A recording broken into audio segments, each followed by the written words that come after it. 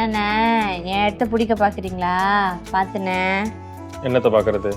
நாங்கெல்லாம் யாருன்னு தெரியும்ல. வாய் இருங்க, இன்னும் ஒரே வாரத்துல உங்களை இந்த வேலையை விட்டு தூக்குறேன். லக்ஷ்மி, ஏன் இப்படி டென்ஷன் ஆகுற? நான் ஒன்றும் இடத்த பிடிக்கலான்னு ட்ரை பண்ணல. என்னை பத்தி ஒன்று தெரிஞ்சுக்கோ, நான் மனசுல பட்டதை பேசிடுவேன். அதுவே அது மற்றவங்களை ஹர்ட் பண்ணணும்னு தெரிஞ்சா அது சொல்லக்கூட மாட்டேன். எனக்கு ஒன்றை மேடம்னா ரொம்ப பிடிக்கும். நீங்க 2 பேரும் நல்லா இருக்கணும், அதுதான் நான் டெய்லி வேண்டிப்பேன். ஆமா அண்ணே. ஆமா, அப்பதானே நான் நல்லா இருக்க முடியும்.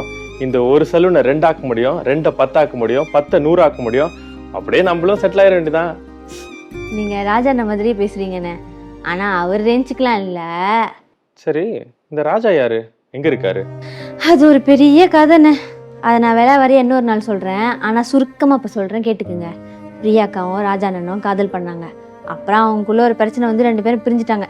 இப்ப ராஜா அண்ணன் வேற ஒருத்தவங்களை கல்யாணம் பண்ணிட்டாரு. அவரே கல்யாணம் பண்ணிட்டு போயிட்டாரா? மேடமுக்கு என்ன குறைச்சல்? அழகா தானே இருக்காங்க. இன்னொரு பையனை பார்த்து கல்யாணம் பண்ணிட்டு போயிருக்கலாம்ல. பண்ணாங்களே, அதுவும் நடந்துச்சே.